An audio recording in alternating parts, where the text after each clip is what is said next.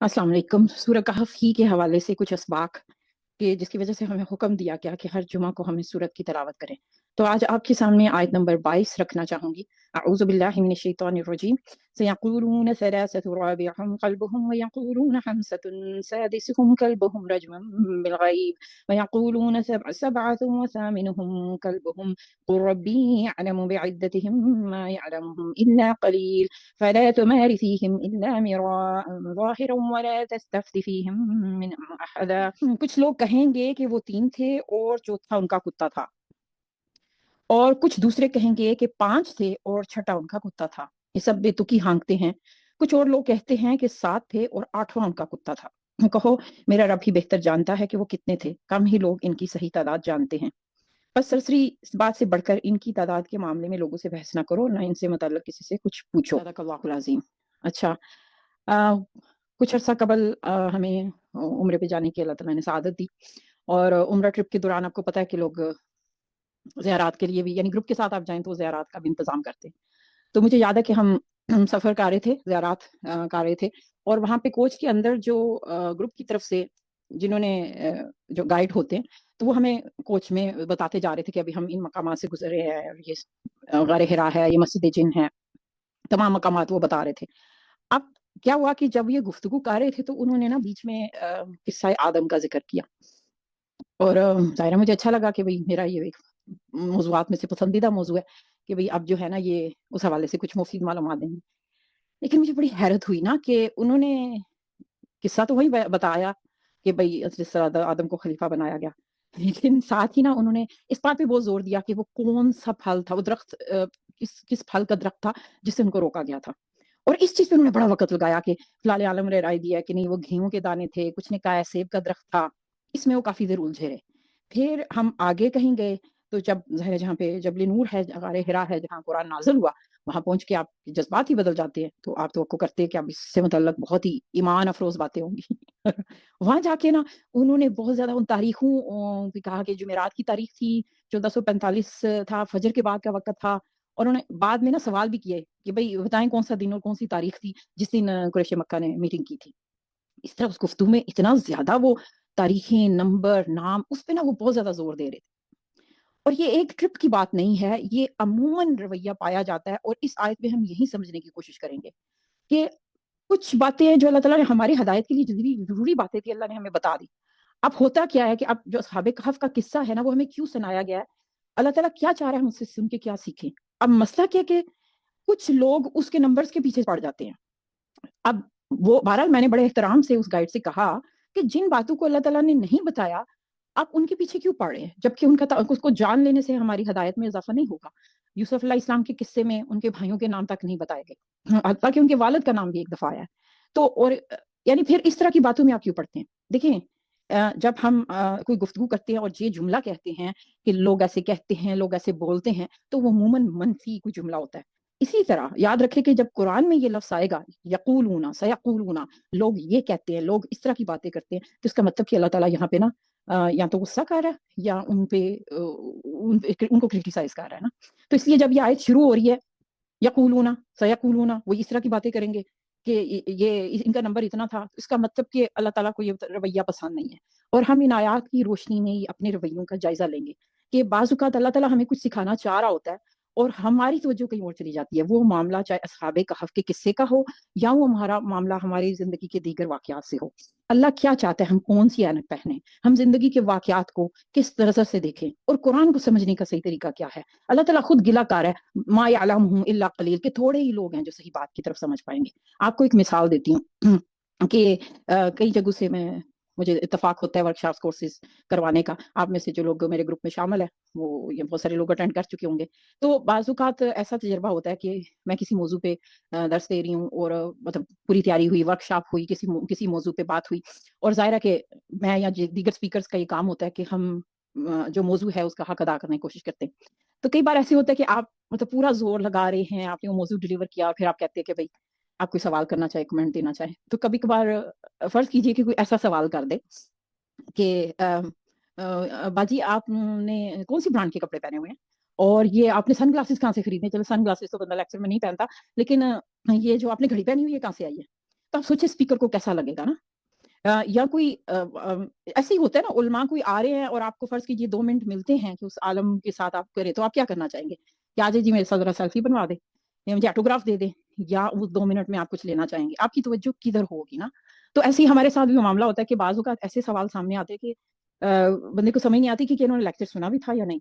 या कुछ ऐसे भी लोग होते हैं कि वो ना कहेंगे अच्छा भाई, जो नॉर्थ पोल है दुनिया का हिस्सा, जहाँ पे 6 महीने सूरज नहीं निकलता, तो वहाँ फिर नमाज़ें कैसे पढ़ेंगे? वहाँ हम रोज़े कैसे रखेंगे?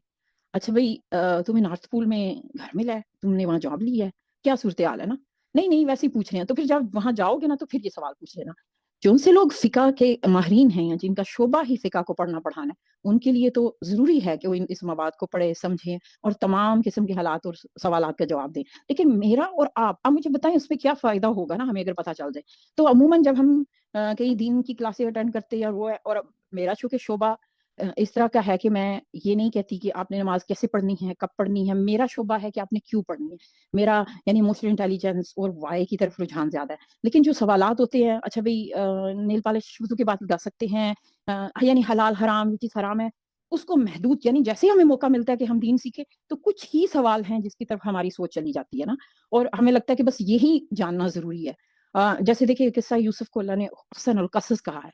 लेकिन उस इतने खूबसूरत किस्से को सुन के भी कुछ लोगों का सवाल क्या होगा कि अच्छा यूसुफ जब जेल से निकले थे तो उस खातून से उनकी शादी हो गई थी। यानी आप सोचिए कि इसको जान के किसकी हिदायत में इज़ाफ़ा होगा। तो फिर ये रवैया जानने की बहुत गहरी, यानी अल्लाह ताला यहाँ दावत दे रहा है कि तुम लोगों के सामने जब अस्हाबे कहफ नौजवानों का किस्सा आएगा, तो तुम्हारा रुझान किधर है? तुम तादाद और नंबरों में उलझ के रह जाओगे कि मुझे पहले पता चले वो कितने लोग थे, उनका नंबर क्या था, कुत्ता कौन से था, नस्ली था कि जंगली था? उसके बाल कितने होंगे जी, यानी उसका नाम क्या होगा? कुछ लोगों ने उसके नाम भी ढूँढे हुए हैं। लेकिन आप सोचिए कि ये मालूमात क्या इनका ताल्लुक हमारी हदायत से है? और हमारा रुझान फिर किधर है? अब अस्हाबे कहफ की असल में कहानी क्या है? हमें क्यों सुनाई जा रही है ना? अब ये आयत पहले तो हमें चीज़ों को सही नज़रिया देखने, यानी आप सही ऐनक पहनेंगे, सही अप्रोच रखेंगे, ये आयत हमें उसकी तरफ तवज्जो दिला रही है कि हम किस ग्रोह में खड़ा होना चाहते हैं ना। तो आपके सामने मुख़्तसरन, यानी मैं गहराई में नहीं जाऊँगी क्योंकि अस्हाबे कहफ का किस्सा बहुत मशहूर है। देखिए, हम ये जानेंगे कि अल्लाह ने ये किस्सा क्यों सुनाया ना, और फिर वो क्या चाह रहा है कि हम इस किस्से को किस नज़र से सुनें, किस नज़र से पढ़ें, किस नज़र से जानें। हम जानते हैं कि ये कुछ नौजवान थे।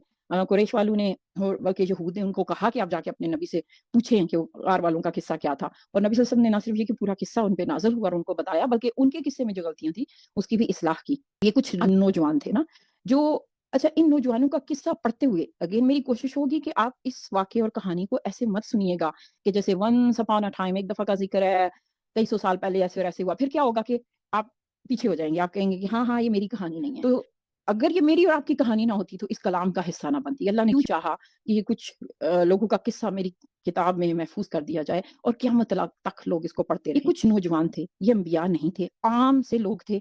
और सबसे मतलब जो तवज्जो वाली बात है, जो इस कहानी में जो चीज़ मुझे बहुत ज़्यादा इंस्पायर करती है, वो ये हैरत वाली बात है कि ये नौजवान जिस दौर में उठे हैं, पहली चीज़ तो ये, इनमें से किसी को ये नहीं पता था कि एक और नौजवान भी है। ये मुख्तलिफ इलाकों में थे। ऐसा नहीं है कि वो बैक वक़्त इकट्ठे थे और एक-दूसरे को इकट्ठे मिले हैं, बल्कि इनकी मुलाकात गार तक पहुँचने में और रास्ते में होती है। इससे पहले ये एक-दूसरे के लिए अजनबी हैं। अच्छे घरानों के लोग हैं और उनके दौर में सूरत-ए-हाल ये थी कि जो मज़हब है ना, वही समझ लें नेशनैलिटी है। और हर दौर के जो डिक्टेटर और बादशाह होते हैं, वो अपने आप को खुदा का उतार कहते हैं। यानी उसमें फ़िरौन को ले लें या दीगर बादशाह, और वो एक किस्म का एक वॉलंटियर टैक्स लोगों से वसूल करते हैं। मज़हब के नाम से उनकी एक इजारादारी होती है। यही चीज़ ज़ाहिर है कुरैश वाले करते थे। शिर्क उनके लिए एक बहुत बड़ी बिज़नेस इंडस्ट्री थी, इसलिए वो शिर्क को नहीं छोड़ना चाहते थे। तो अब यहाँ पे भी वो जो बादशाह है, उसका मज़हब ही हर शहरी का मज़हब होना चाहिए।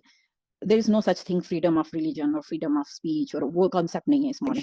बादशाह के मज़हब को छोड़ने का मकसद बादशाह से बगावत है, और बगावत का मतलब क्या, वाजिबुल कत्ल है। उस मुल्क के कानून के मुताबिक आप अपनी मर्ज़ी से कोई अकीदा नहीं अपना सकते। ऐसे में ये नौजवान हैं और वो सोचते हैं कि हमें ये शिर्क और ये बुत परस्ती उससे उनका दिल बेज़ार हो जाता है, जैसे हज़रत इब्राहीम अलैहिस्सलाम के ज़माने में हुआ।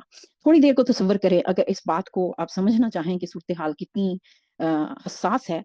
सोचिए कि हमारे मुसलमानों में ऐसे-ऐसे शिरकी अमाल होते हैं जिसको सो कॉल्ड मुसलमान करते हैं कि आप किसी मज़ार पे गए हैं और वहाँ पे लोग बाकायदा इबादत कर रहे हैं और कब्रों को सजदा कर रहे हैं और दुआएँ माँग रहे हैं, और आप वहाँ ज़ायरीन की तादाद जमा है। आपने अक्सर सोशल मीडिया पे आर्टिकल भी पढ़ा होगा जहाँ बताया जाता है कि पाकिस्तानी पीरों की सालाना جو انکم ہے وہ کتنی اربوں میں ہوتی ہے نا.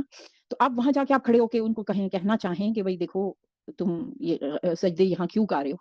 اب پورا کمرہ بھرا ہوا ہے تو آپ کو کیا لگتا ہے آپ کی کوئی ہڈی بچے گی؟ آپ ایک جگہ کی بات کر رہے ہیں نا. تو بات سوچے کہ وہ حضرت ابراہیم علیہ السلام کی سنت کیا ہے کہ وہ تو پورے معاشرے کو ٹکر لے بیٹھے تھے نا. اسی طرح یہ جوان بھی ہیں. اچھا یہاں پہ رک کے ایک بات جو آپ نے بہت غور سے سننی ہے جو میرے لیے اور آپ کے لیے وہ یہ ہے کہ ان نوجوانوں کے پاس کوئی کتاب نہیں، کوئی شریعت نہیں، کوئی نبی نہیں. انہوں نے حضرت ابراہیم علیہ السلام کی طرح خود ہی توحید کو اپنی سوچ اور تفکر سے اپنایا ہے. اور اب ان کے حالات ایسے ہیں کہ وہ جانتے ہیں کہ اگر انہوں نے اپنے دین ایمان کا اعلان کر دیا تو ان کی زندگی کو خطرہ ہے. تو اب وہ اس جگہ سے ہجرت کر رہے ہیں. تو سوچنے کی بات یہ ہے کہ وہ یہ بھی تو کہہ سکتے تھے نا کہ چونکہ ہمیں کوئی بتانے والا نہیں ہے، ہمارے تو حالات بہت خراب ہے. تو وہ حالات کا گلا کر کے بس اسی کی مالا جپتے رہتے اور وہاں کے کوئی موٹیویشن دینے والا نہیں ہے ان کو. ذرا سوچیں کہ آج جیسے پاکستان کے حالات کو برا بلا کہنا عین عبادت سمجھ لیا گیا ہے اور ہر وقت ہر طبقہ بالخصوص اس میں سمجھتی ہوں دینی طبقہ بہت قصوروار ہے. وہ طبقہ جو مایوسی کی باتیں کرتا ہے اور سوچتا ہے کہ حالات کی خرابی کو بہت زیادہ لکھ کے مایوسی پھیلا کے ہم دین کی خدمت کر رہے ہیں. تو میرا سوال یہ ہے کہ حالات اس سے زیادہ کیا خراب ہوئے ہوں گے جتنے ان کے تھے کہ ان کو اپنے کلمہ پڑھنے کے لیے بھی ان کو جان کا خطرہ ہے نا. تو ایسے میں وہ حالات کی خرابی کا رونا نہیں رو رہے ہیں. تو سوچے کہ جب ہم یہ کہتے ہیں نا کہ حالات اتنے خراب ہیں اور مجھے کوئی بتانے والا نہیں تھا، میرے پاس کوئی اپا نہیں تھی، کوئی بڑا بھائی نہیں تھا، کوئی باپ نے والدین نے نہیں یہ بتایا، بڑوں نے نہیں یہ بتایا. تو فار گاڈ سیک اصحاب کہف کی کہانی اللہ اس لیے بتا رہا ہے کہ جب آپ اللہ پہ بھروسہ کرتے ہیں نا اور اپنے ایمان کو بچانا چاہتے ہیں تو پھر اللہ تعالیٰ یہ بتا رہا ہے کہ جملہ غور سے سنیے گا کہ یہ انبیاء نہیں ہے مگر ان کے ساتھ کتنا بڑا معجزہ کر دیا گیا. اللہ کہہ رہا ہے تم حالات سے کیوں ڈرتے ہو، تم مجھ پہ بھروسہ کر کے دیکھو اور میں تمہیں کیسے پھر بچا سکتا ہوں. اللہ کیوں ان کی کہانی سنا رہا ہے کہ تم حالات سے مت گھبرانا، تم بس اپنے ایمان کی حفاظت کرو تو دیکھو میں پھر کس طرح کے اسباب پیدا کر سکتا ہوں. کیوں اللہ تعالیٰ ہمیں بتا رہا ہے کہ ان کو اللہ نے 300 سال سلا دیا. وہ نبی نہیں تھے لیکن ان کے ساتھ معجزہ ہوا. کیوں؟ کیونکہ ان کے پاس جتنا علم تھا نا ان کو علم بھی نہیں تھا. یعنی ہم یہ سوچتے ہیں کہ نہیں میں پہلے پورا قرآن پڑھ لوں، پھر تجوید سیکھ لوں، پھر تفسیر کر لوں، میں فلانا کورس اٹینڈ کر لوں، پھر ایک وقت آئے گا یا مجھے کوئی مل جائے یا یعنی باہر سے کچھ بدلے گا تو میری زندگی میرا اندر تبدیل ہوگا. اور ہم اس میں زندگیاں گزار دیتے ہیں بیرونی عوامل کی تبدیلی کے انتظار میں. مگر یہ نوجوان ایسے نہیں ہیں. یہ باہر کے حالات کا نہ تو یہ کہ گلا کر رہے ہیں اور نہ ہی اس سے متاثر ہو رہے ہیں. ان کے پاس کوئی موٹیویشنل اسپیکر نہیں ہے. اور یہ جو ہمارا اس وقت کا سب سے بڑا گلا بن گیا ہوا ہے نا کہ یعنی ہر تھوڑی دیر بعد ہمیں ٹک ٹاک سے 2 منٹ کی موٹیویشن نا ایک ڈوز چاہیے ہوتی ہے اور وہ ڈوز پھر کچھ دن چلتی ہے پھر ہمیں چاہیے ہوتی ہے. ہاں یہ میں مانتی ہوں کہ انسان ایمان کی ایک حالت میں رہے تو نبی صلی اللہ علیہ وسلم کی ایک حدیث کے مطابق کہ فرشتے تم سے مصافحہ کریں. انسان سے مطالبہ نہیں کیا گیا. ہم مطلب 5 وقت کی نماز ایک کیفیت میں نہیں پڑھ سکتے. لیکن اس چیز پہ اتنا ڈیپینڈ کر دینا کہ مطلب کیونکہ میں تھراپسٹ ہوں، میں لوگوں کی جب کیسز کرتی ہوں تو یہ جملہ میں بہت سنتی ہوں کہ بھئی کوئی بتانے والا نہیں تھا. تو اللہ یہاں سمجھا رہا ہے کہ ان کے پاس بھی کوئی بتانے والا نہیں تھا. میرے اور آپ کے پاس تو بہرحال اتنے سارے لیکچرز ہیں نا یوٹیوب پہ اور کتاب موجود ہے، ہمارے پاس تو سیرت موجود ہے. ان کے پاس کچھ بھی نہیں تھا، زیرو. اور پھر بھی یہ اٹھتے ہیں جتنا ان کو توحید کا بس لا الہ الا اللہ سمجھ آ گئی ہے اور اسی پہ ہی وہ چل پڑتے ہیں. وہ کہتے ہیں ہمارے لیے اتنا علم کافی ہے اور اس کی حفاظت کے لیے وہ گھروں سے نکل گئے ہیں. ان کو نہیں پتا یعنی جب وہ گھر چھوڑ کے نکلے ہیں نا تو کوئی فرشتہ نہیں ان کو بتانے آیا کہ نہیں فکر نہ کرو تم اس غار میں چلے جاؤ وہاں اللہ تمہیں 300 سال سلا دے گا. جیسے حضرت ابراہیم علیہ السلام کو نہیں پتا تھا کہ جب مجھے یہ آگ میں ڈالیں گے تو آگ کو حکم ہو جائے گا. انبیاء یا یہ کہ میرے بیٹے کو جب میں اس کے گلے پہ چھری پھیروں گا تو اس کے بدلے ایک جو ہے وہ دمبا بھیج دیا جائے گا. ایسا نہیں تھا کہ انبیاء کو آزمائشوں سے پہلے بتا دیا جاتا ہو کہ نہیں کیونکہ پھر توکل کس معنوں میں، پھر غیب پہ ایمان کا مطلب ہی کیا ہے کہ جب تک آپ کو یہ نہ پتا ہو کہ نہیں پہلے میرا اکاؤنٹ بھرا ہو، پہلے مجھے تمام اسباب اور وسائل دکھائی دیں تب میں ایمان اور توکل کی حالت میں رہوں گی. اگین باہر سے مجھے موٹیویشن چاہیے، باہر سے مجھے ہمیشہ ڈوز چاہیے، کوئی اور فلانا بدلے، فلانا ایسے ہو، فلانا ایسے. یعنی یہ جو بہت زیادہ ہم انحصار کرتے ہیں نا باہر کے عوامل سے تو اس کا مطلب یہ ہوتا ہے کہ میں تو بہت پھر کمزور سی مخلوق ہوں. تو پھر یہ قصہ ہمیں آ کے کہہ رہا ہے کہ نہیں تم کمزور نہیں ہو. تم اپنے اس جو اگر تمہیں کلمہ دیا گیا نا تو اس کا مطلب کہ تمہیں کچھ ہے. تو تم اگر اس کی حفاظت کی خاطر اپنے دین اور ایمان اور اپنے تقوی کو رکھنا چاہتے ہو نا تو پھر یہ مت سوچو کہ باہر کے حالات موافق ہوں گے، میری ساس اچھی بنے گی، میرا شوہر بدلے گا تو ہی میں جنت جا سکتی ہوں، تو ہی میرا جو ہے نا میں کامیاب ہو سکتی ہوں آخرت میں یا دنیا میں. ایسا نہیں ہے. یہ اصحاب کہف ہیں، یہ نکلے ہیں بغیر کسی سپورٹ کے نکلے ہیں اور پھر جب یہ چل پڑے ہیں اور اس غار میں پہنچے ہیں تو پھر دیکھیے اللہ کیسے قادر ہے، کتنا بڑا معجزہ ہوا اور یہ معجزہ پیش آیا ہے ہزاروں سال پہلے. اگین یہاں پہ پھر کچھ لوگ جب یہ لیکچر سنتے ہیں نا تو کمنٹس میں آپ پڑھیں تو انہوں نے سوال کیا ہوتا ہے اچھا یہ والی غار جو ہے یہ افریقہ کے فلانے ملک میں ملی ہے نا, تو یہ غار کیا فلانی جگہ پائی جاتی ہے؟ اب سوچیں کہ یہ غار کس جگہ پہ اللہ چاہتا تو اس کا مکمل ایڈریس اور پوسٹ کوڈ بھی دے دیتا, ہم جی پی سی لگاتے اور اس غار میں پہنچ جاتے, مگر اس سے کیا فرق پڑتا نا. یعنی یہ تاریخیں, نمبرز, تعداد, اللہ تعالیٰ نا ایسی چیزیں غصے سے کہہ رہا ہے. دوبارہ اس آیت کو جو ہے وہ لوگ کہتے ہیں 3 تھے چوتھا کتا تھا, اور دوسرے کہتے ہیں 5 تھے چھٹا کتا تھا. یہ بےتکی ہانکتے ہیں. اب سوچے کہ اللہ کا غصہ جھلک رہا ہے نا آیات میں کہ بھئی میں نے تمہیں یہ کہانی سنائی ہے تو تم کن باتوں میں پھنس گئے ہو.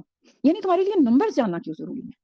یہ اگر اس نمبر تعداد کو جاننے سے ہی تمہیں ہدایت ملتی تو اس کلام میں سب سے پہلے ہی وہ تعداد بتائی جاتی. اگر وہ کون سا درخت تھا, اس کا پھل کیا تھا جس سے حضرت آدم علیہ السلام کو منع کیا, یہ جاننا ضروری ہوتا تو اللہ تعالیٰ ضرور بتاتا. تو اس لیے ان قرآن جو باتیں نہیں بتاتا نا, یا مطلب جو فقہ کے وہ جو پیچیدہ موضوعات ہیں, علم سیکھنے کا مطلب یہ نہیں کہ ہم ان کے پیچھے پڑ جائیں نا. یہاں پہ اللہ تعالیٰ ڈانٹ رہا ہے اور کہہ رہا ہے کہ یہ قصہ پڑھیں گے سارے لوگ الا قلیل, مگر کم ہی لوگ صحیح نظریے تک پہنچیں گے, صحیح سبق سیکھیں گے کہ اصل میں ان نوجوانوں نے کیا کیا اور اللہ نے کیوں ان کے لیے معجزہ کیا.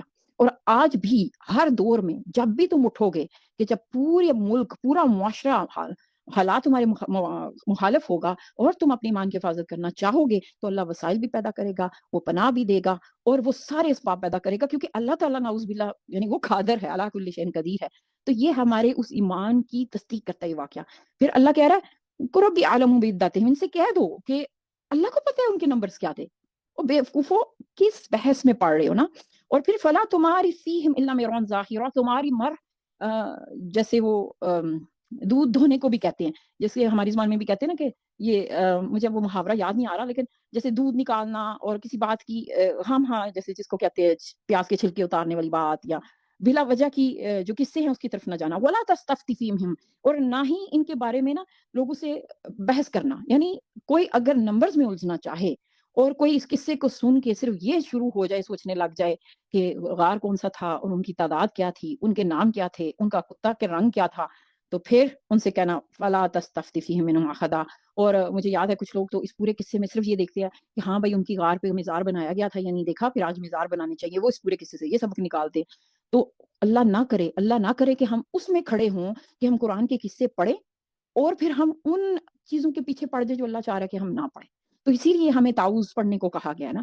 تو کہ شعوری طور پہ جب آپ اس کتاب سے ہدایت لیں گے نا تو یہ کتاب آپ کے سوالوں کا جواب دے گی, لیکن بات یہ کہ وہ سوال کون سے.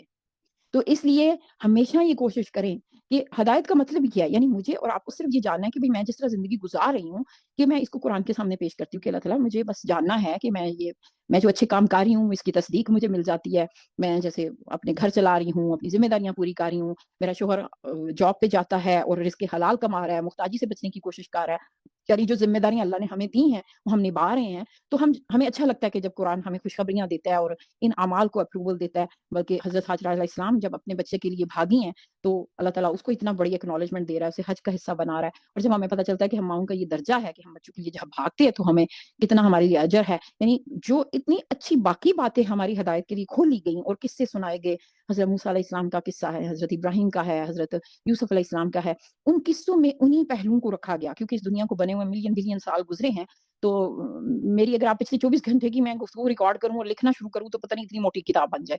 تو جائیے کہ پوری دنیا کی تاریخ میں سے خاص مناظر ہیں جو چن کے ہمیں بتائے گئے ہیں, تو انہی مناظر تک کا ہی تعلق ہماری ہدایت سے ہے. اب اس کے آگے پیچھے ادھر ادھر جھانکنا یہ کام ہم نے نہیں کرنا. تو مجھے امید ہے کہ اس قصے سے ہم یہ جانیں گے کہ میں اور آپ جب اپنی زندگی گزارے ہوتے ہیں نا تو ہماری زندگی میں ہر واقعہ, ہر فرد کو قرآن نے آیت کہا ہے کہ وہ ایک نشانی ہے جو ہمیں سکھانے کے لیے. آیت کہتے ہیں سڑک پہ لگے ہوئے سائن بورڈز کو بھی نا, تو وہ نشانیاں دیکھ کے ہمیں اللہ تعالیٰ گائیڈ کر رہا ہوتا ہے نا. جیسے حضرت آسیہ علیہ السلام کو دنیا کا سب سے اچھا شوہر دیا جا سکتا تھا.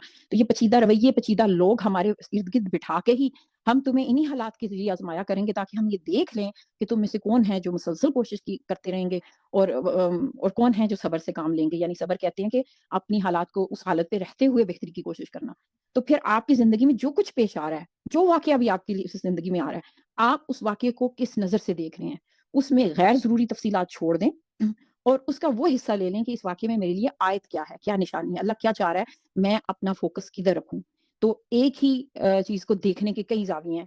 جیسے جب ہم معاشرے کی بہت زیادہ تنقید اور برائی کرتے ہیں اور لوگ مجھ سے کہتے ہیں کہ لوگ یہ نہیں صحیح کر رہے ہوتے، وہ لوگ نہیں، کسی نے مجھ سے کہا کہ لڑکیوں نے تو جین پہنی ہوتی ہے اور کیا فائدہ پھر دوپٹہ لینے کا، تو اس کو کسی نے بڑی خوبصورت بات کی کہ جین کے باوجود انہوں نے الحمدللہ دوپٹہ لیا ہوا ہے، ہو سکتا ہے ان کی ابھی سفر شروع ہوا ہو سکتا ہے کہ وہ ابھی کوئی ایک نماز پڑھ پا رہا ہو، اور آہستہ آہستہ، کیونکہ ہر ایک کا جو کہانی ہے نا وہ الگ ہے، تو ججمنٹ کا کام کبھی نہ کریں، وہ اللہ پہ چھوڑ دیں، لیکن مسلسل ان آیات کے ذریعے دیکھیں کہ میرا فوکس، میری نظر کدھر ہے، اور اللہ سے وہ نظر مانگیں کہ اللہ میں صحیح معنوں میں ادھر انرجی لگاؤں، وہ سوال کروں، اس کتاب سے وہ اصول لوں جو تو چاہتا ہے کہ میں لوں۔ تو اس دعا کے ساتھ ان تجعل القرآن ربیع قلبی ونور صدری وجلاء حزنی وذہاب ہمی وغمی۔ السلام علیکم ورحمۃ اللہ۔